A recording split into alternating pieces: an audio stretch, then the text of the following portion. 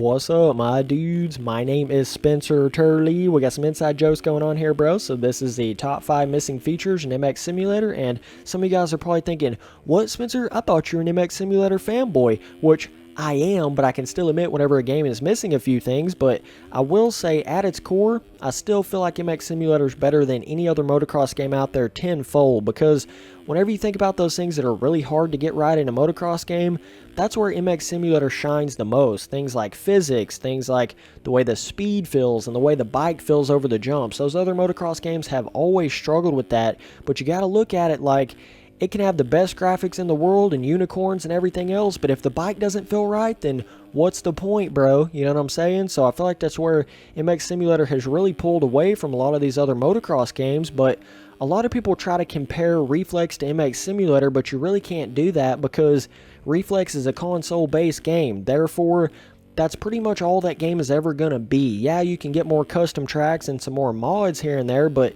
you're not going to wake up tomorrow and see a total revamp in the physics. Whereas MX Simulator, since it's a PC-based game, there's no limit to the updates you can get for it. So those people that try to say, oh, this is not in MX Simulator, well, it can have that in the future, whereas Reflex, you would have to come out with a whole new game, so you can never say never with MX Simulator. But I will warn you guys, some of the things on this list are really just more so dank memes that I wanted to throw in there for fun. They'll probably never be in the game, but it's some crazy cool ideas I had, so let's get right into it. Number 5.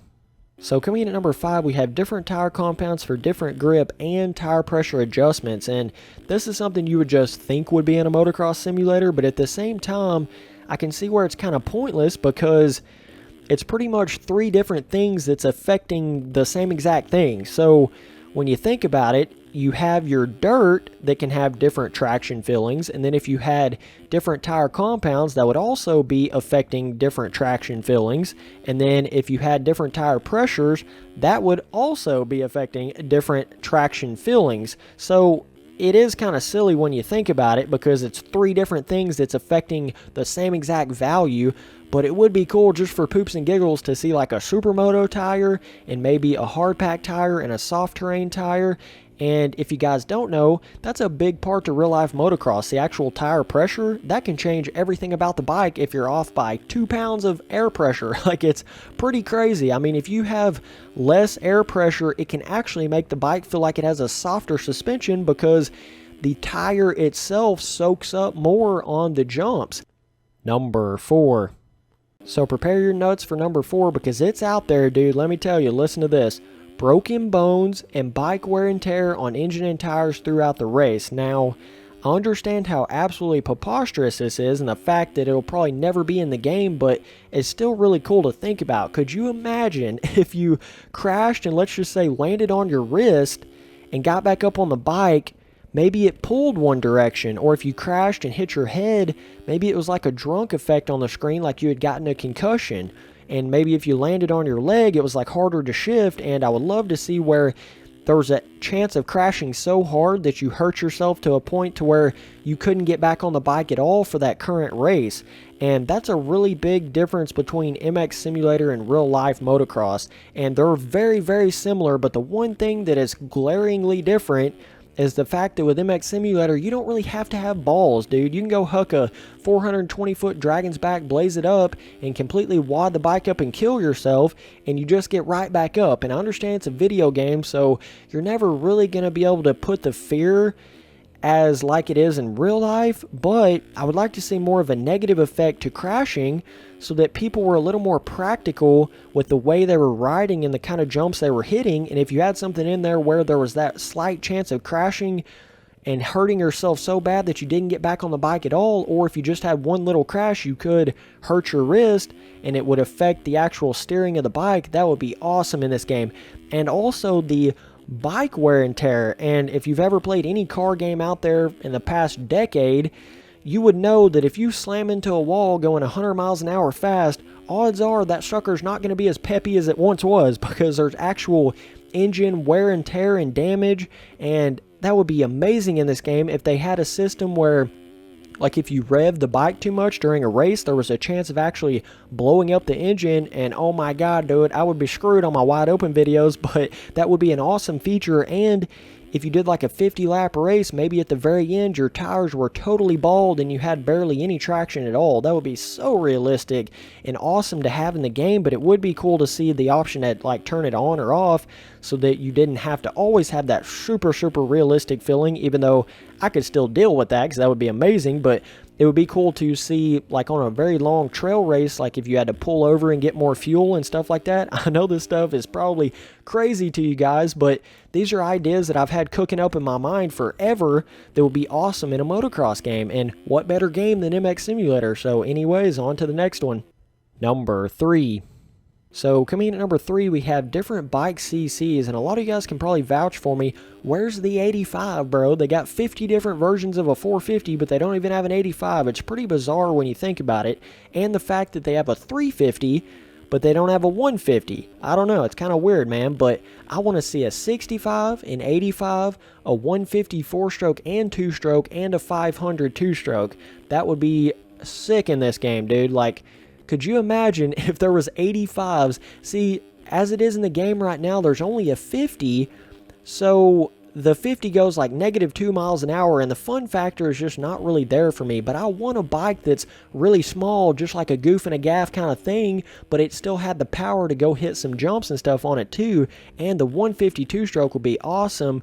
But also the 500 2-stroke, they're going to have to figure out something with that because they don't want to make it better than the 450, or what's the point of riding the 450? They're going to have to make it like uncontrollably snappy or something, and that's going to be really difficult to make something that's better as far as speed than a 450, but is actually worse than the 450. I don't know how they're going to pull that off, but the 500 really is not meant for a competitive bike. It's meant for just a more fun, go out and ride something that has some kind of crazy horsepower on it, uncontrollable, but then somebody will make a setup that makes the 500 controllable, so then everybody will want to race the 500 instead of the 450. So I don't know how they're going to pull that off, but I hope they do really soon, and this is something that wouldn't actually surprise me. If I woke up tomorrow and seen 85s and 150s in MX Simulator, that wouldn't be that crazy to me. But as far as like broken bones, there's a good chance that'll never happen in the game. So I'm sort of doing this list like in a combination of how likely it is to be in the game and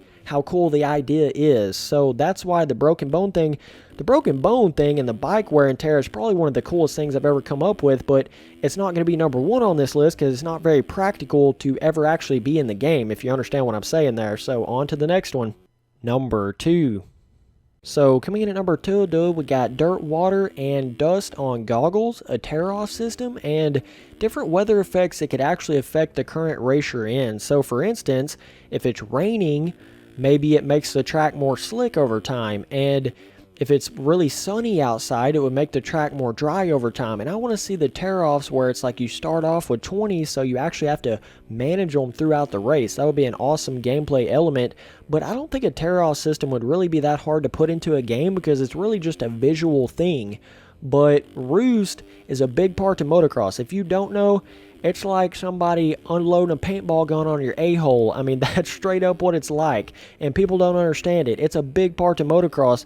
You'll do anything you can to avoid somebody's roost, but with this game, you can simply just turn it off. So it just seems a little bit underwhelming to me. I wish, first of all, that you couldn't turn roost off regardless, because a lot of people, they're not going to have a roost on, because why would you do anything that's an actual negative effect to your skill? If you can't see as good with roost on and there's an option to turn it off, then nobody's going to use it. You see what I'm saying there? The only time people ever use roost in this game is for edits or little montages and stuff like that, just for looks. But I want to see where roost is always turned on, and the roost itself actually slings mud up on your goggles, and the rain will show up on your goggles, and also make it to where the rain and the actual dust and the mud would show up on the fenders and stuff like that too. That's a little, just a baby aesthetic effect, but that would add a lot of realism to the game. Number 1. So coming in at number 1, we have terrain deformation, bro, and trust me, I know it's in MX Simulator. You can chill out in the comments, okay? I know it's there, but I just don't even really consider this game having it because that's how bad it is. You can't get on a track with terrain deformation turned on without it completely lagging its balls out, and it doesn't even make the roughness in the ruts that you think it would. So they need to improve on that with this game. and Reflex proved that you can do it in a pretty good way. So I want to see a lot of variation with it as well, though, where it's like, you know, sand tracks make these certain kind of ruts and roughness, and then hard pack tracks make these other kind of ruts and roughness, and make it to where you can totally adjust everything in the custom track settings, just like you do nowadays with pretty much everything else. Make it to where it's really adjustable, so every track has a different type of terrain deformation, and that will take MX Simulator to the next level. If we get all 5 of these features, I will be utterly shocked out of my freaking mind, but I think we'll at least get quite a few of them in the future. I mean, the different bike CCs for sure, and probably a better terrain deformation system, and maybe even a tire pressure thing, you never know. But the broken bones thing, that's far out, dude. I mean, we can hope and dream about that all we want, but I don't know, man. I don't know if that'll ever happen. I may be only the craziest person that ever thought about having that in a dirt bike game, but that's just Spencer Turley for you. So anyways, thanks for watching the video. Later, dudes.